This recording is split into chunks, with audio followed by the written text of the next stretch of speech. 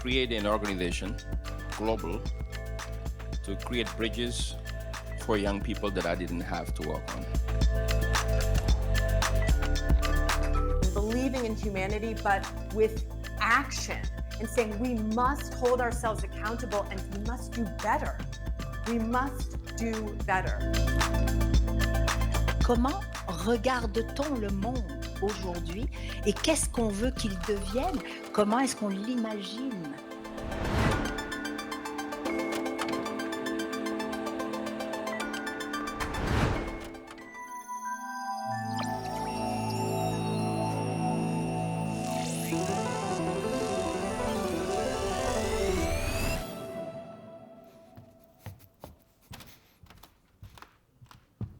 Bonjour et bon après-midi. Bienvenue à MTL Connect, la semaine numérique de Montréal.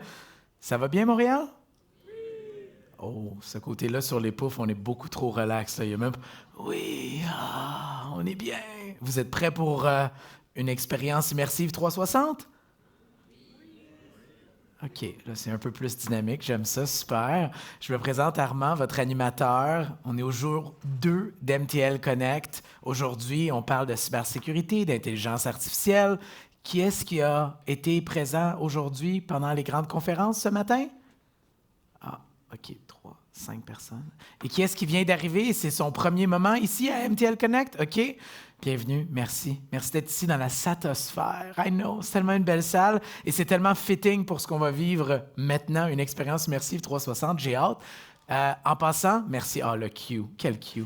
On a un code QR en arrière de moi. Si jamais vous n'avez rien compris de ce que je dis parce que vous parlez soit seulement anglais ou seulement arabe, si on scanne le code ici, ben, ça va être diffusé pour vous en manière audio. La conférence, ça va être traduit en live, en anglais ou en arabe. C'est pas mal cool. Fait que si jamais ça vous tente, même si vous comprenez le français, puis vous voulez juste le tester for the fun, in English, scan and test avec vos écouteurs. Cool. Alors, on va tout de suite passer à cette grande conférence immersive. J'ai hâte. J'espère que vous avez hâte aussi. Alors, on parle de la thématique de la conférence, c'est Tous sous un même ciel, l'immersion au service de l'humanité, rapprocher les peuples et reconnecter avec la nature. Pour ce faire, je vais inviter notre conférencier. Il est cinéaste immersif 360 avec un studio ici à Montréal. Mais c'est un excellent cinéaste immersif 360. Il fallait que je le dise. Alors, sans plus tarder, accueillons chaleureusement Sébastien Gauthier. Merci beaucoup, Armand. De rien. C'est moi qui lui ai dit de dire que j'étais un excellent cinéaste. Alors, très, très, très heureux de vous voir, très heureux de participer à Montréal Connect. C'est ma première participation. J'avais eu la chance de faire partie de la programmation des Printemps numériques il y a 10 ans. Ça fait 10 ans déjà, c'est quand même incroyable. Donc, je suis très heureux de revenir ici aujourd'hui avec vous. Juste par curiosité, quels sont ceux qui n'ont jamais vu d'œuvre immersive 360 degrés ici, juste pour voir? OK, intéressant, intéressant. Alors, bien, vous allez en voir quelques-unes. Je vais vous montrer des exemples de mon travail aujourd'hui. Alors, juste une petite introduction rapide sur la raison pour laquelle je fais du cinéma immersif. Alors, moi, je suis un artiste. Je suis cinéaste, je suis un artiste visuel, je suis un photographe aussi.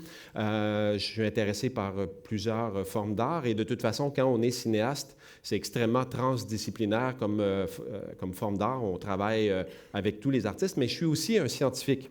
Alors moi, je fais des films de culture scientifique et je suis un mélange des deux. Et ça, c'est assez rare dans mon domaine. Et moi, je vois la science un peu comme la musique. La culture musicale, tout le monde l'aime, tout le monde aime la musique d'une manière ou d'une autre, et il y a vraiment moyen d'apprécier la musique sans jouer d'un instrument ou sans lire la musique, sans savoir lire les partitions. Alors moi, j'ai cette vision de la science qui est comme ça.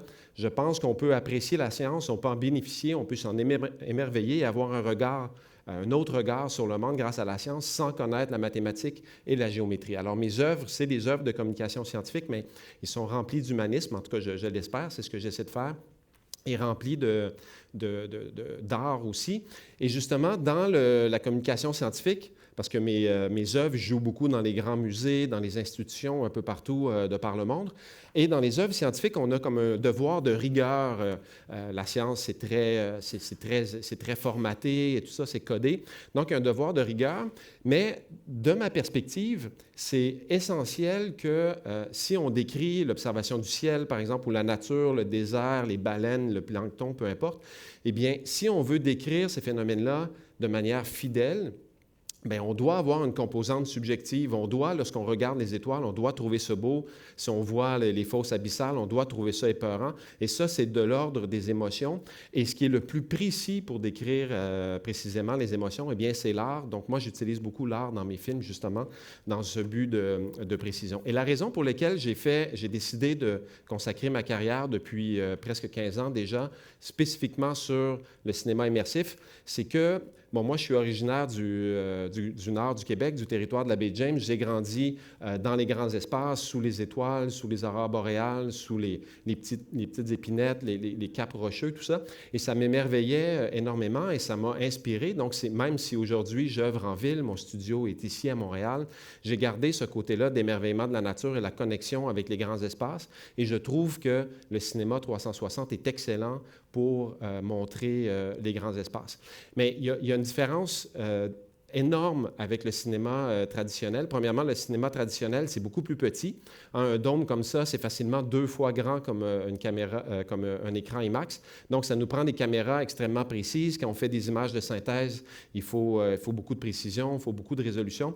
D'ailleurs, si ça vous intéresse, j'ai une des caméras que j'utilise pour les films que vous allez voir aujourd'hui qui est en démonstration à l'extérieur. Donc, ça, c'est vraiment une différence de qualité, de degré de difficulté de production.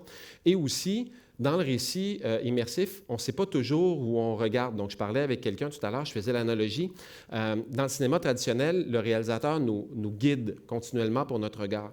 En cinéma immersif, c'est un peu comme un tour guidé en autobus. Donc, c'est le chauffeur de l'autobus qui est comme l'équivalent du réalisateur qui décide où va l'autobus. Donc, en gros, vous suivez le ou la chauffeur, mais vous avez le choix de regarder où vous voulez de par les fenêtres de l'autobus. Donc, aujourd'hui, dans les extraits que je vais vous montrer, portez attention sur le déploiement 360 de l'histoire et vous allez voir que selon où on regarde, même si ça raconte la même chose, c'est montré de manière différente. Alors, prochaine image, s'il vous plaît. Alors, je vais vous montrer un exemple je vais vous montrer 3 courts-métrages aujourd'hui de 5-6 minutes chacun. Je vais vous en montrer 2 du film de la collection One Sky. Alors, One Sky, c'est une collection de 7 courts-métrages.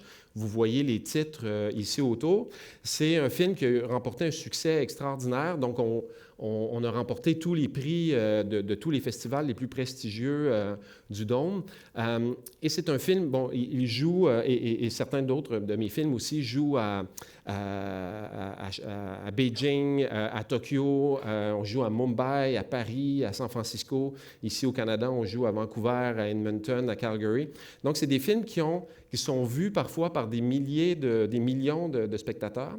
Comme One Sky dépasse le million de spectateurs. C'est une œuvre qui origine ici du Québec et pourtant, notre médium est méconnu et c'est très, très difficile pour moi de trouver du financement. C'est comme si le cinéma immersif 360, ce n'était pas de la VR, ce n'était pas du cinéma, ce n'était pas de la TV. Donc, on tombe un peu entre 2 chaises. Donc, si jamais il y a des investisseurs ici là, qui veulent nous aider, c'est le temps. Donc, ce film One Sky est une collaboration entre le Japon, la Chine, l'Inde, le Canada, les États-Unis et Hawaï, qui est considéré comme un pays séparé dans ce projet.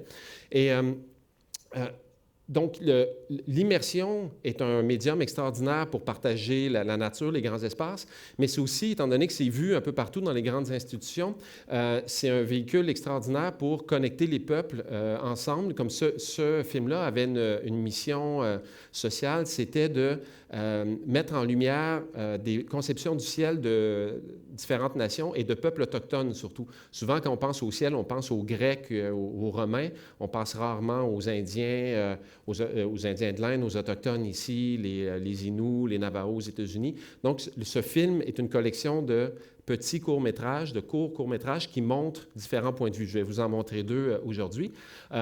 Juste pour vous donner une idée, là, c'est des gens que vous connaissez peut-être pas, mais comme par exemple, juste ici, je ne sais pas si vous voyez mon laser, juste là. Lui, c'est Kalepa Babayan, qui est un Hawaïen qui est devenu célèbre parce que quand il était dans la vingtaine, il a construit une pirogue avec son équipe et il a fait le tour du monde en 2 ans.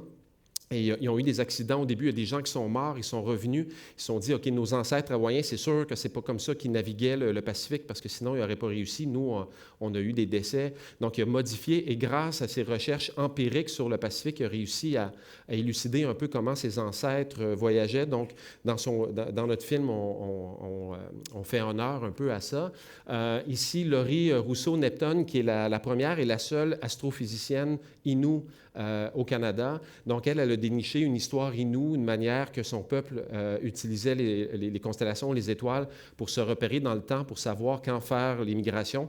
Pour ceux qui ne connaissent pas les Inuits, c'est un des peuples fondateurs ici au Canada. Ils occupent une grande partie de l'est du Québec et jusqu'à l'Arctique. Donc, c'est un peuple qui faisait des grandes migrations comme ça. Est-ce que c'est la dernière avant le... Non, c'est ça. OK, pardon, j'en avais une autre. Merci. Donc, vous voyez ici, ici, c'est une slide qui s'intéresse aux 3 peuples autochtones qui sont concernés par One Sky. Donc, vous avez les Navajos ici qui sont près du Grand Canyon, dans le sud-ouest des États-Unis. Vous avez, Hawaï, mais le film représente aussi la Polynésie, donc qui est un énorme territoire. Vous allez voir ce film-là tout à l'heure.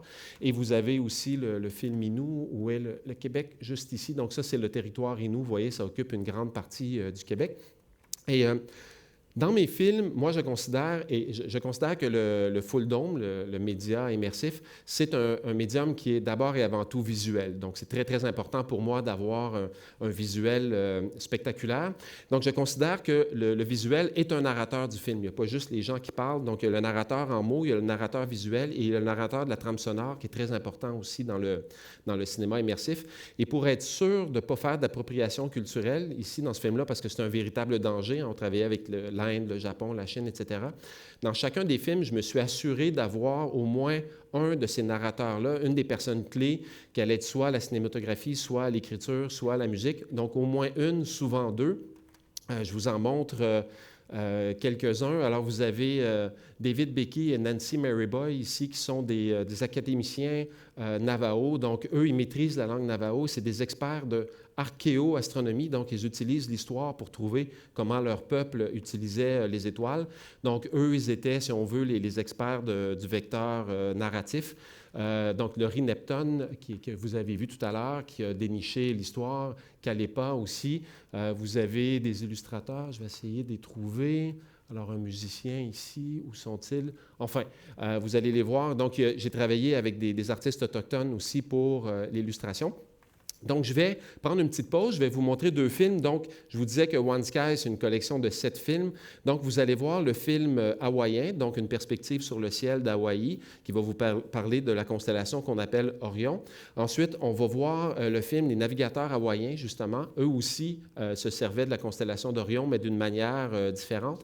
Et comme il y avait 7 films à faire, il y en a que j'ai réalisés seul, mais il y en a que j'ai co-réalisés aussi. Alors, j'ai des gens de mon équipe qui sont là, dont Sébastien Samin, je ne sais pas s'il est encore ici. Non, il est parti, mais en tout cas, c'est un des co-réalisateurs du film Navigateur hawaïen que vous allez voir. Donc, je vous montre ça. Ça va durer 15 minutes. Ensuite, je reviens pour vous parler d'un autre film après. C'est bon?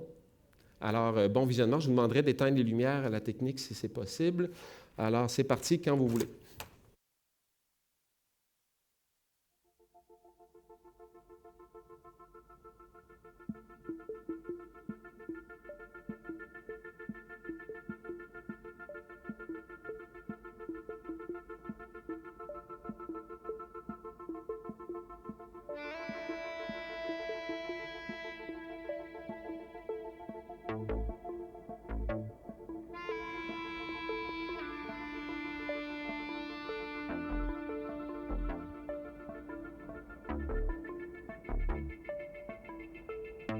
Imaginez-vous, il y a de cela très longtemps, avant l'électricité et la télévision, avant Internet et les réseaux sociaux.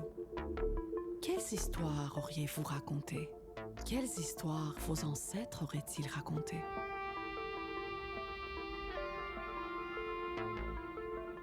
Pendant des millénaires, les peuples et les cultures du monde entier ont scruté le ciel, cherchant constance, résilience, en quête d'éternité. Et ils en ont raconté des histoires.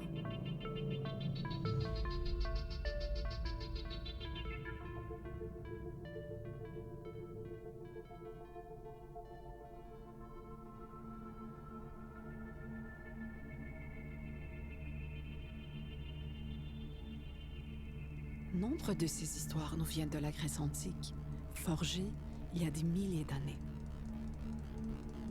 Permettez-moi de vous raconter l'une d'elles. La légende du grand chasseur Orion, puni pour son arrogance.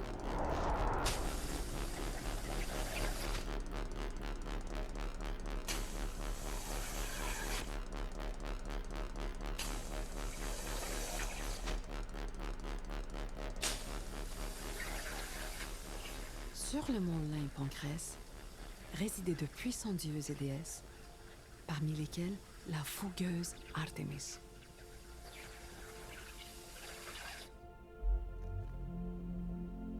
Déesse de la lune, protectrice des enfants et de la nature, Artémis était aussi sauvage que les animaux qu'elle protégeait. Elle préférait se tenir à l'écart des humains. Dans son temple, elle donnait vie à des créatures. Elle se réjouissait d'en prendre soin. Les voir prendre vie la remplissait de fierté.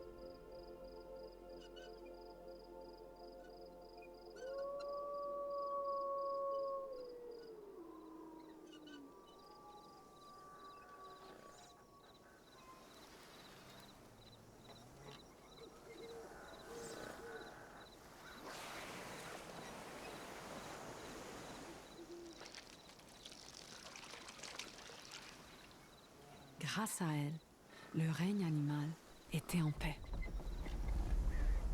Mais un jour,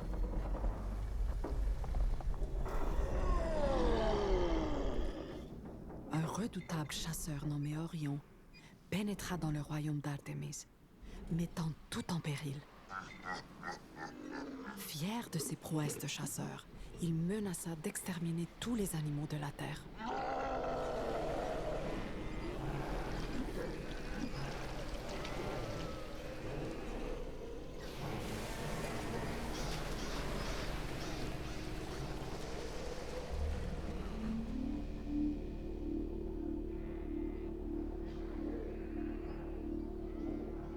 Évidemment, la déesse ne put tolérer cela. Afin d'arrêter Orion, elle le bannit de la surface de la terre et le plaça dans le ciel. Elle voulut ainsi rappeler aux humains que la nature ne leur appartient pas, mais qu'ils en font partie.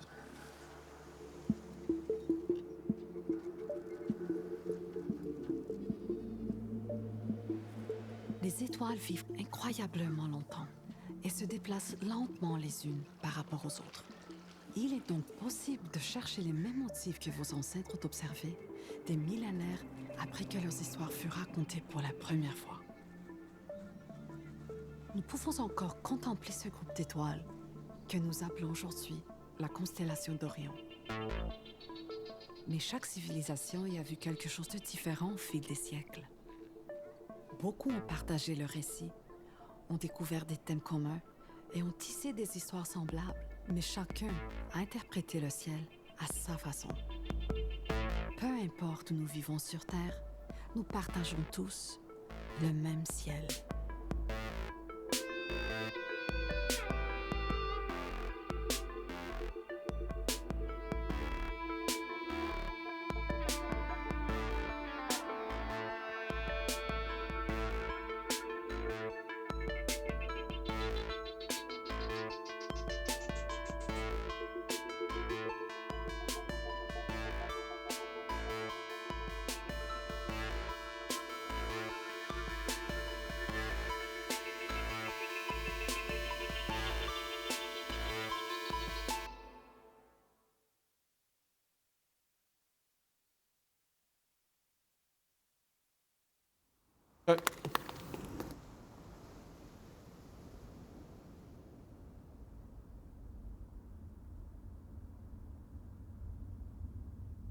O Pa'anakala Tanaka Ko'uinoa.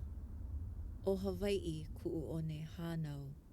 I am Pa'anakala Tanaka. I come from Hawaii, a chain of islands in the middle of the Pacific Ocean, far from continents in any direction, the most isolated landmass in the world. My ancestors voyaged throughout these waters for generations, finding patterns in the night sky to help them navigate their journeys, making landfall and also returning home. When I travel far in the spring or summer across this deep ocean called Moana Nui Akea and see the 4 stars of Hanaya Kamalama rise upright in the south at just the right distance above the horizon, I know I am in my home waters.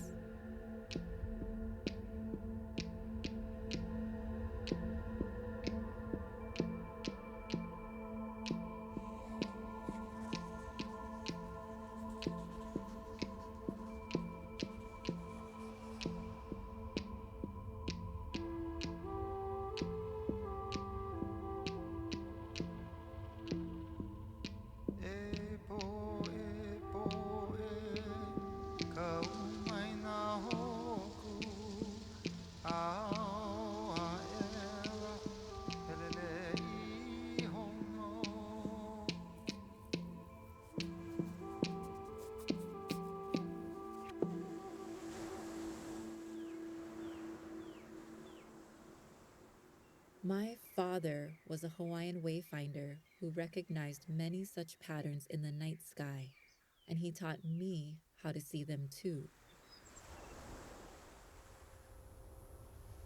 Like children, we can all connect the dots. My ancestors gave meaningful names to the stars in the night sky. Sometimes we use one name, sometimes another. And some generations find their own stories in the stars, with names as different as the people who create them. When I see this tiny group of stars, I think of Makali'i, a Hawaiian chief.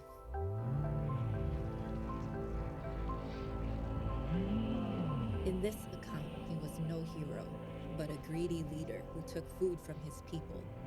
He collected it, gathered it into one big fishing net, and placed it in the sky where no one could reach it. Makali'i translates to mean tiny eyes, which can also refer to a fishing net with fine, tiny mesh. The small cluster of stars represents the net, holding in all that food, leaving nothing for people to eat. The hero is a tiny little iole, or rat, who volunteered to go up into the sky and retrieve the food.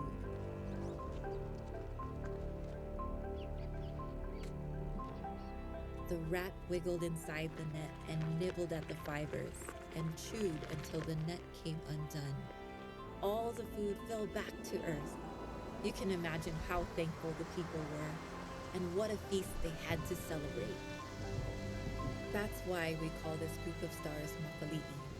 When Makali'i rises in the east, just as the sun sets in the west, the season of heavy rains begins. This is when we mark the start of a new year with feasts and celebrations.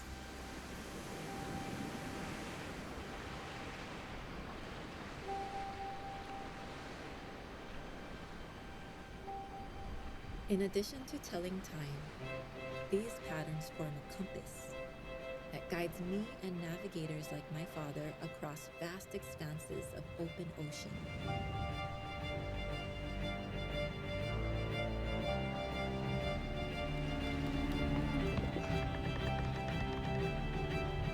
As ocean wayfinders, we observe the stars called Kaheana Keiki, rising nearly due east and setting nearly due west. Oceanic travel to the east is always in the direction of Kaheana Keiki rising.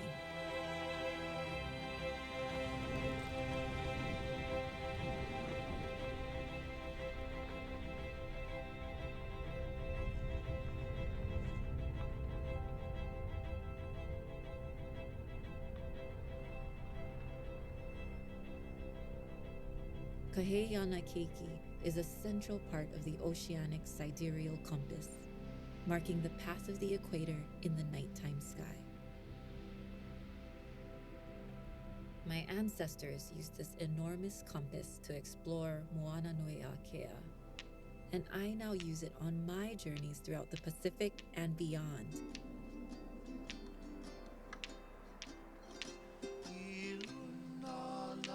Over centuries, travel and trade routes connected widely dispersed communities. From Hawaii to Tahiti, Aotearoa to Rapa Nui, and the many, many islands in between. This region is vast and diverse, but our cultures share the knowledge of the navigators who traverse these waters, and we share the same night sky that continues to guide our lives as individuals and as communities.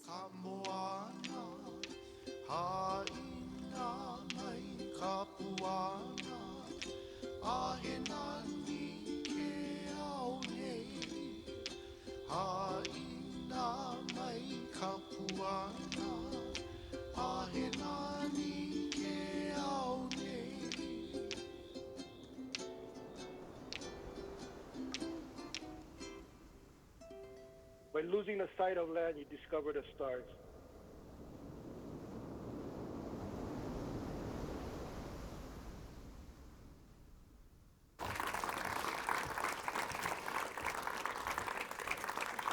Merci beaucoup, merci. On peut rallumer la lumière si vous pouvez, merci. Donc, ça vous donne une idée et on peut, je ne sais pas si on peut éteindre cette slide-là juste momentanément. Chacun des 7 films, pour qu'on puisse les jouer dans un ordre quelconque, on les a fait chacun avec une direction artistique et une technique cinématographique très différente. Donc, vous avez vu le stop motion, ce qui est très original en Dôme, c'est la première production là, faite comme ça en stop motion. Je veux juste rapidement présenter différentes personnes de l'équipe. Donc, il y a Marlène Poulain qui est juste là, qui a fait le montage. François Guinaudot, qui est le co-réalisateur de Thunderbird, qui n'est pas à l'affiche ici là, dans ma démonstration, mais qui est au Complexe des Jardins, si vous voulez aller le voir. Il y a un dôme là, qui est là toute la semaine. Il y a Louis derrière qui n'a pas travaillé sur... qui n'a pas travaillé sur One Sky, mais avec qui je travaille régulièrement. Alors, je voulais juste vous montrer un petit peu de behind the scene. Pour le tournage, il a fallu innover. Donc, vous voyez ici, pour Artemis, une caméra qui était au plafond et des fois, on filme avec une caméra 360 qui, d'un coup, va faire 360, comme vous avez la caméra que j'ai installée à l'extérieur. Mais des fois aussi, on va utiliser une technique à plusieurs passes. Alors ici, on a une caméra 8K qui est au plafond sur le dolly pour le mouvement. Alors, prochaine image, s'il vous plaît. Mais ces images-là sont produites pour le 360 en plusieurs passes parce que la lentille ne voit pas toute la scène en même temps. Alors, prochaine diapo.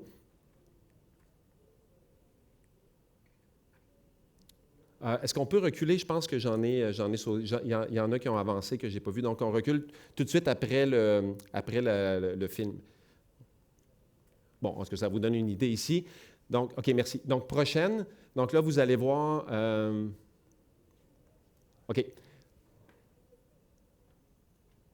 Bon, je pense qu'on est un peu mélangé dans les stades, mais est-ce que c'est possible de faire jouer celle-là? Donc, vous allez voir, ça, c'est différentes passes de caméra. Donc, toute l'action a été répétée. Et vous allez voir... Donc, la caméra est non seulement montée sur un dolly, mais le dolly est contrôlé par ordinateur. Donc, à chaque passe, c'est exactement le même mouvement qui est fait. Alors, la comédienne ici a répété l'action plusieurs fois. Et vous n'avez peut-être pas vu parce que là, on est tous assis par en avant, mais il y a certains planétariums où les gens sont assis en rond. Donc, je vous ferai remarquer, derrière vous, il y a des miroirs. Donc, si jamais on est assis en rond, je ne sais pas si la vidéo va repartir, ouais, vous allez voir, supposons que vous étiez assis à ma place, vous regardez vers l'arrière, à un moment donné, vous voyez l'action dans le miroir, alors ça vous donne l'idée de regarder derrière vous.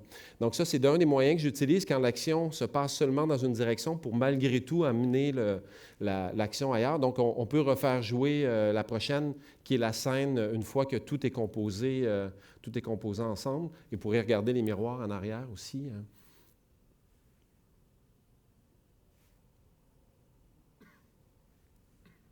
Donc, vous voyez les zones de chevauchement disparaissent complètement. Vous avez les miroirs en arrière. Donc, c'est des scènes qui ont de l'air faciles comme ça quand on les regarde dans le film, mais des fois, ça prend une semaine de tournage pour 15-20 secondes. Il y a un film aussi de la collection One Sky qui s'appelle Canoë Céleste, qui a été tourné ici au Québec. Donc, je ne l'ai pas choisi de le montrer, mais je voulais quand même vous en montrer un extrait, entre autres pour vous faire écouter l'excellente musique de Florent Volant. Vous connaissez peut-être Florent Volant. Florent, c'est un pionnier de la musique autochtone. Il a ouvert la voie à plein d'artistes autochtones partout au Canada. Il a démarré un studio à Manutenam, sur le territoire Innu, sur la Côte-Nord. Donc, c'est vraiment une vedette. Je suis très honoré de travailler avec lui. Il a accepté de faire la musique pour le film. Donc, je vous en montre un petit extrait là, d'environ 2 minutes pour que vous puissiez apprécier. Et c'était tourné ici au Québec. Et ce que je ne vous ai pas dit, c'est que One Sky a été fait durant la pandémie. Donc, c'était très, très difficile de tourner, mais on a réussi à aller sur la Côte-Nord pour faire le tournage. Donc, on écoute l'extrait. On peut éteindre les lumières, s'il vous plaît.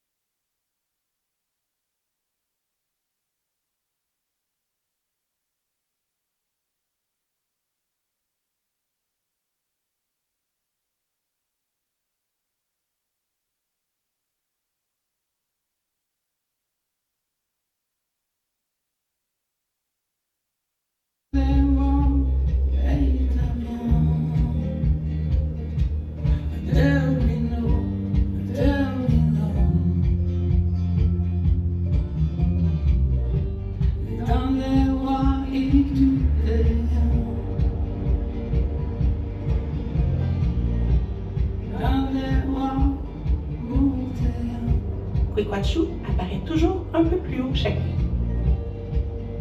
Un canoë sur Terre ralentit lorsqu'il tourne fortement dans l'eau. De même, au début de la nuit, lorsque le canoë céleste commence à basculer vers l'horizon, il annonce que les jours ralentiront également et deviendront plus longs. C'est l'arrivée du printemps.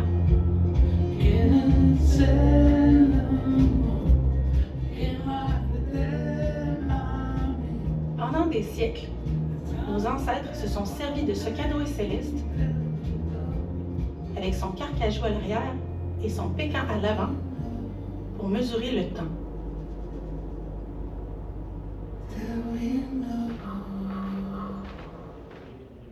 S'il vous plaît, merci. Donc, voilà, c'était Florent Volant avec les images de la Côte-Nord. Donc là, je vais aller vite. Il nous reste juste 5-6 minutes. Donc, je vais vous présenter mon dernier film, alors prochaine diapo, qui s'appelle Alpes Azur Mercantour. Ça ici, c'est avec prochaine slide, s'il vous plaît. Ça aussi, c'est un film qui avait une dimension. Il va y avoir une période de questions juste après. Ça distrait? OK. Moi, je ne sais pas si je peux, mais c'est noté en arrière. Donc, c'est Alpes Azur Mercantour. Lui aussi, il a une dimension sociale. Donc, ça, c'était pour le gouvernement français, pour une réserve de ciel étoilé, un endroit où on préserve la noirceur, qui est juste ici, dans le sud de la France, là, au nord. Vous avez Monaco, ici, Nice, avec Milan en Italie, qui est juste là. Donc, il y a un endroit où il préserve la nuit noire. Mais ce n'est pas seulement pour le ciel étoilé, c'est aussi pour les habitants de la communauté et pour la biodiversité nocturne. Donc, les chauves-souris, les papillons de nuit, etc.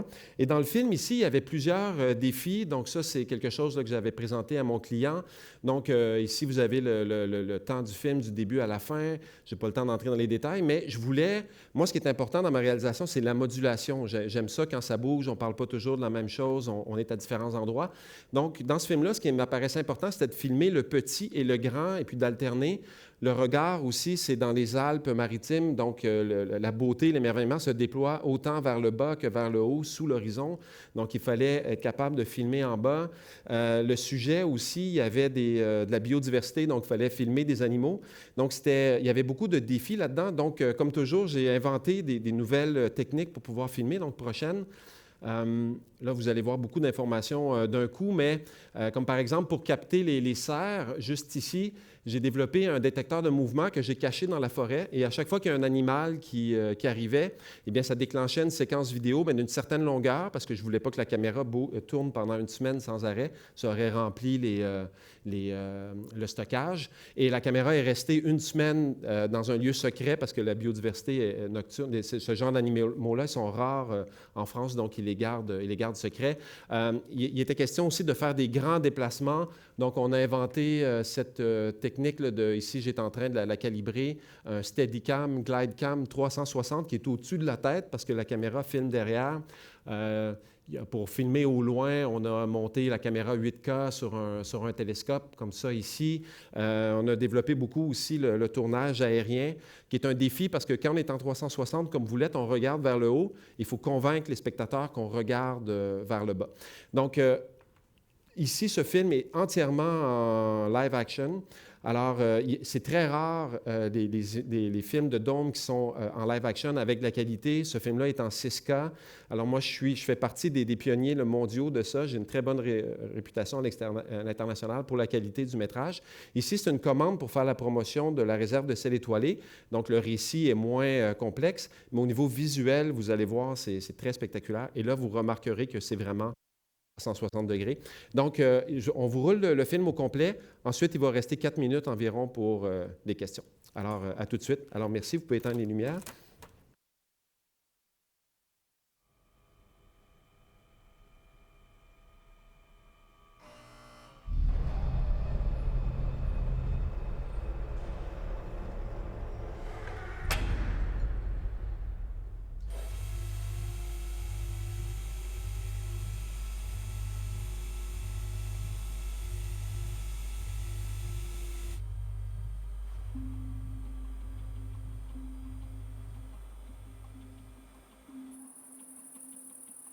Des préalpes d'Azur au sommet du Mercantour, les habitants des Alpes-Maritimes et des Alpes de Haute-Provence jouissent des plus beaux ciels de France.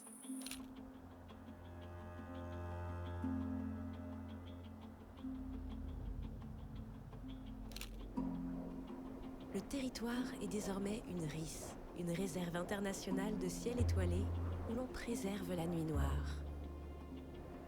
Préservation qui offre ses bienfaits non seulement aux humains, mais aussi à une biodiversité exceptionnelle.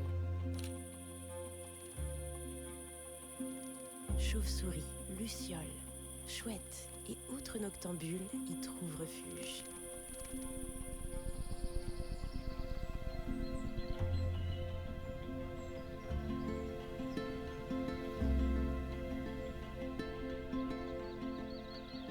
De la vallée de l'Estéron aux gorges de Daluis, par-delà le Mont Mounier, bienvenue dans la RIS Alpes-Azur Mercantour.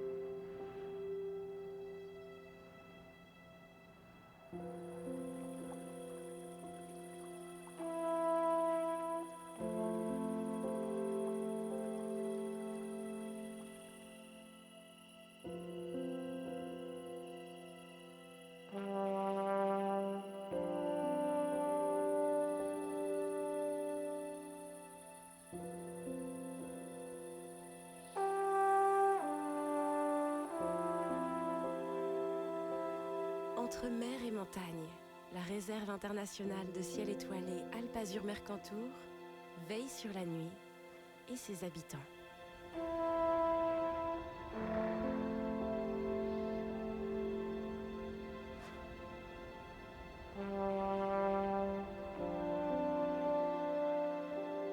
Un univers précieux, scintillant de vie vous attend.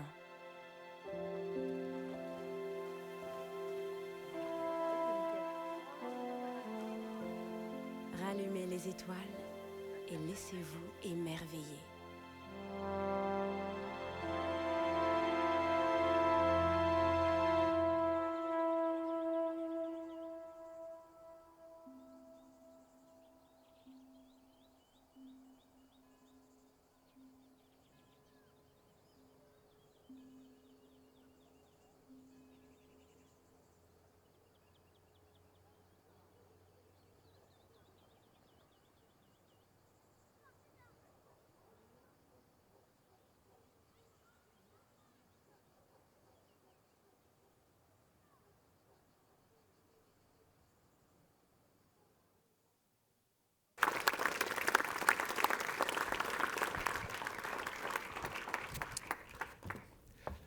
Merci beaucoup.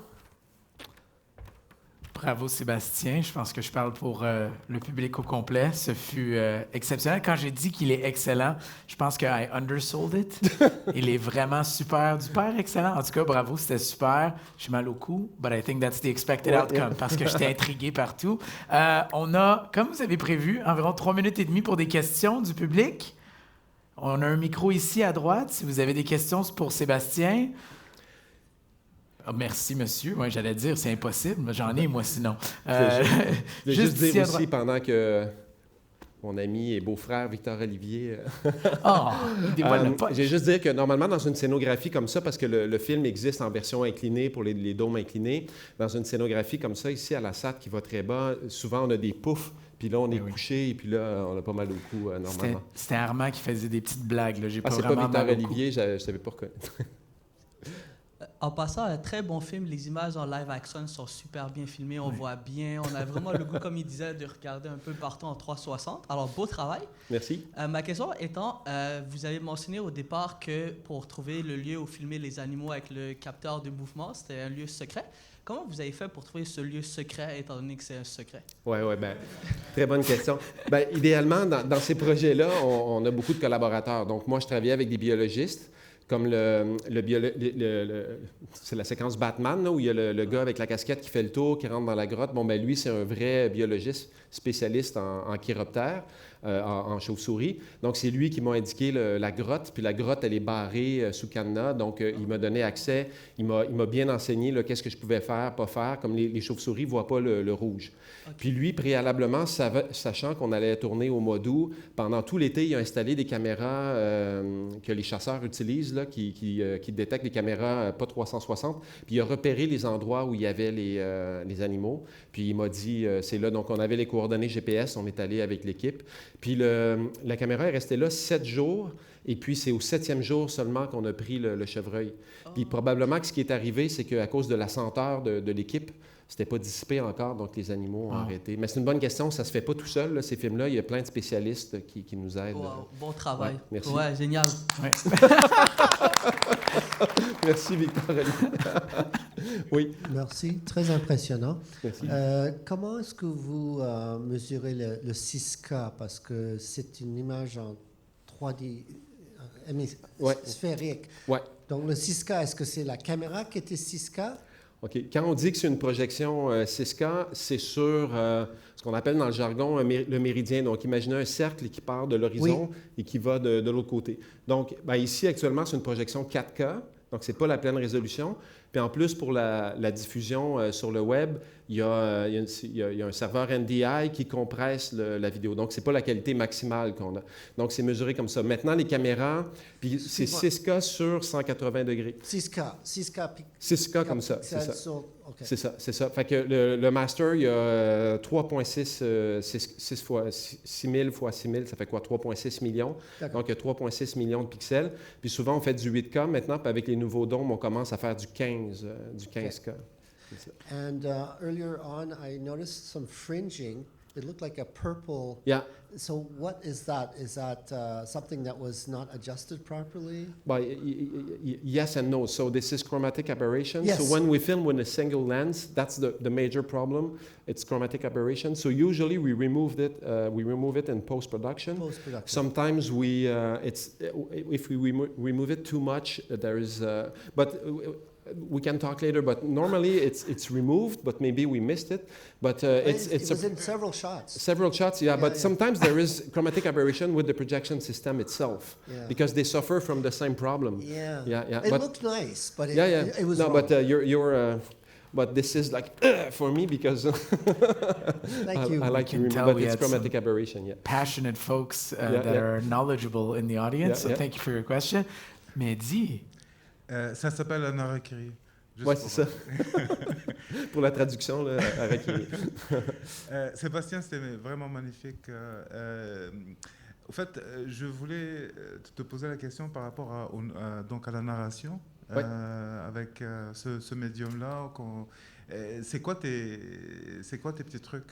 C'est pour raconter une histoire, pour que ça se tienne, cette histoire-là. Tu nous as parlé de certains éléments, mais ça serait quoi, en fait, une bonne pratique pour les gens qui s'intéressent justement à la 360? Bon, moi, il y en aurait 3. Là. Je pourrais en parler pendant des heures. D'ailleurs, je fais des masterclass là-dessus parfois. Mais moi, il y a 3 principes de base que j'essaie de maintenir. Premièrement, c'est de créer de l'anticipation. Donc, que les gens sachent toujours où ça s'en va pour qu'ils soient capables d'anticiper. Et quand les gens sont capables d'anticiper, bien, ils peuvent soit deviner ce qui va se passer, donc là, ils ont une forme de gratification, ou être surpris. Souvent, dans les films de dôme, on nous balance des trucs et c'est vraiment impressionnant, mais on ne peut pas jamais être surpris parce qu'on ne sait pas qu'est-ce qui s'en vient, puis à un moment donné, il n'y a pas d'engagement. Donc, c'est créer d'anticipation. Un autre moyen, c'est plus dans le documentaire scientifique, tout ce qui explique des choses, c'est jamais poser une question et répondre au même moment. Donc, moi, il y a des gens que les questions se posent le public se pose ces questions-là depuis toujours, donc là, on peut donner une réponse. Mais si c'est nouveau, par exemple, on dit « saviez-vous qu'on a découvert 3000 exoplanètes, blablabla », mais les gens, ils ne se posent pas vraiment de questions là-dessus. Donc, il faut exposer la question et leur laisser le temps d'eux-mêmes, puis on peut répondre des fois 10-15 minutes plus tard. Donc, ça aussi, ça crée de l'engagement. Et sinon, le troisième est un peu plus technique, c'est le nombre de mots par minute. Donc, moi, je mesure ça. Et si je vois que je dépasse 60 mots minute, par exemple, je vais essayer de rester là-dedans le moins longtemps possible. Dans la narration, oui, c'est ça pour les mots. Puis je vais moduler aussi. Vous avez remarqué, comme par exemple dans le film hawaïen, quand la caméra recule et on a l'archipel hawaïen qui devient le ciel étoilé, il y a une bonne minute là où il ne se dit rien. Là. C'est juste cinématique. Et moi, j'aime bien aussi dans le narratif visuel, quand c'est quelque chose comme la Terre ou une galaxie, c'est difficile de reculer. Vous avez senti là, la caméra. Puis là, ça donne de l'importance à l'archipel hawaïen. Puis quand elle dit « the most isolated landmass in the world », bien là, on le sent là, que c'est en plein milieu nulle part. Mais ça, c'est une technique. Et ça coûte cher, 1 minute à rien dire dans un film de 6 minutes, mais coûte cher en termes de récit. Puis ça, des fois, je me bats avec les clients. Quand c'est moi qui produis, je me bats avec personne, mais... Vous l'avez manqué, Mehdi, parce qu'il l'a dit. Il a dit le narrateur est aussi l'image. Right? Ça faisait partie de la présentation. Vous n'étiez pas là? Non, mais juste pour terminer avec parce que c'est un élément extrêmement important, donc la narration, en fait. On a plusieurs films full dome qui, justement, l'effet visuel est là, mais le narratif, donc pour garder... le cheminement est particulier. Là, vous avez parlé, bien entendu, de certains éléments, mais parce que le côté technique aussi, de comment s'installer, comment voir et tout ça. Est-ce que moi, c'est plus vers ces éléments-là aussi.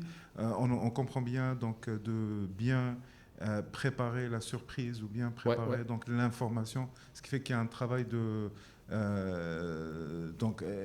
réflexion avant, mais préparation des choses. Mais point de vue juste technique, l'autre bord. Donc, est-ce que quand on filme, tu as comme une ligne cardinale, OK, c'est par là que l'histoire plutôt devrait se faire, et puis tout le reste, la plupart du temps, moi, je me spécialise dans vraiment l'omnidirectionnel. Donc, ça va se passer dans toutes les directions. Comme tout à l'heure, le film que vous avez vu, là, ça donne que la salle, elle est orientée. Mais je vous garantis que si c'était en rond, le film Alpes Azur Mercantour, il est aussi bon dans toutes les directions. Comme par exemple, quand on voit le jeune homme et la jeune femme marcher comme ça, puis on voit, il y a quelqu'un d'autre de l'autre côté. Quand vous voyez le photographe en train de prendre une photo, il y a un autre photographe de l'autre côté. Les enfants qui sont dans le skatepark, c'est évident. Le jeu de pétanque. Des miroirs aussi, d'avoir des références. Exact. Okay. Je ne sais pas si on peut revoir rapidement la slide où il y a le poster ici, puis une espèce de graphique à droite. Donc, c'est ça. Moi, en pré-production, je mets beaucoup d'efforts sur la modulation, justement. Je ne sais pas si c'est possible, Jules. C'est la slide où il y a un poster ici, puis il y a un graphique avec des lignes courbes, puis le drapeau, le pays de la France. C'est un petit peu plus loin que ça. Ça doit être deux plus loin, je pense. Oui, c'est ça, exactement. Donc, vous voyez, c'est coupé ici par le... Mais cette ligne-là, ici, c'est la trame sonore. Donc, c'est la musique versus juste la conception sonore. Et vous allez voir que des fois, volontairement, je coupe la musique. Donc, évidemment, ça, c'est des trucs qui vont nous orienter à la planification, au storyboarding. Ensuite, selon la récolte, comme par exemple la vache, qui est extraordinaire, mais moi, je ne la voulais pas. Je me disais, non, c'est trop quétaine. Mais Marlène, la monteuse, elle a dit, non, Sébastien, il faut garder ça, c'est extraordinaire. Fait que j'ai dit, OK, j'ai fait confiance, et c'est extraordinaire, là, tout le monde trouve ça incroyable. Puis avec la musique, des fois, le musicien va arriver avec quelque chose d'incroyable. Alors moi, j'avais prévu, donc là, je lui ai dit, c'est lui, finalement, qui raconte le mieux ce que je suis en train de raconter. Fait que je vais tasser des choses, je leur laisse de la place. Mais en gros, moi, j'y donnerais, si le film dure 6 minutes, par exemple, puis j'ai planifié comme ça, je ne vais pas lui donner un contrat de 6 minutes, je vais lui donner un contrat de 3 minutes.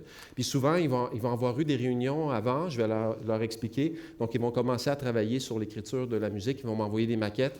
Marlène, encore, qui est extraordinaire, là, qui monte à l'image, mais au son. Au grand désespoir de mes musiciens, elle va commencer à couper la musique, elle va le rafistoler ensemble. Donc, le musicien dit « Ah non, ça n'a aucun sens », mais ça le force à refaire son écriture. Puis comme ça, par itération successive, on arrive ensemble au résultat final. Puis je termine avec ça. La question de, justement, parce que le narratif, c'est aussi le montage, c'est le montage du livre. Et donc, c'est quoi, c'est comme par rapport à un montage qui est en rectangulaire, 2D, c'est ça, en rectangulaire. C'est quoi les bonnes pratiques? Est-ce qu'il y a des cues que tu peux donner? Oui, ça, on pourrait en parler longuement aussi. D'ailleurs, si vous voulez me réinviter, parce que Mehdi, c'est le patron de Printemps numérique, là, j'ai plein de trucs préparés là-dessus, mais oui, il y a beaucoup. Puis peut-être la grande différence, s'il fallait en donner juste une, c'est au niveau du rythme et de la cadence, parce que c'est beaucoup plus long lire une image 360 qu'une image rectangulaire, mais avec Marlène, justement, avec le temps, on a développé, on est de plus en plus précis. On sait des fois qu'on peut faire un plan de 8 secondes, ce qui est très, très court en immersif, alors que des fois, il faut rester 30 secondes dedans. Donc ça, c'est la grande différence. Sinon, il y aurait d'autres choses à dire, mais je pense qu'on se reprendra vu qu'il manque de temps. Un grand merci, Sébastien. Ça me fait plaisir. Merci beaucoup. Merci beaucoup, Sébastien Gauthier. On l'applaudit encore. Merci. Alors, merci beaucoup, Armand. Oui. Puis, je voulais juste dire aussi, je suis dehors avec la caméra. Venez me voir. Si vous avez des questions, ça va me faire plaisir. Si vous avez de l'argent, ça va me faire plaisir encore plus. Alors, à tout à l'heure. De l'argent et des questions, c'est encore mieux. Et on va prendre une toute petite pause et on va tout de suite enchaîner avec la prochaine conférence. On se dégourdit les jambes, allez pas trop loin. On enchaîne dans quelques minutes. Merci, à tout de suite.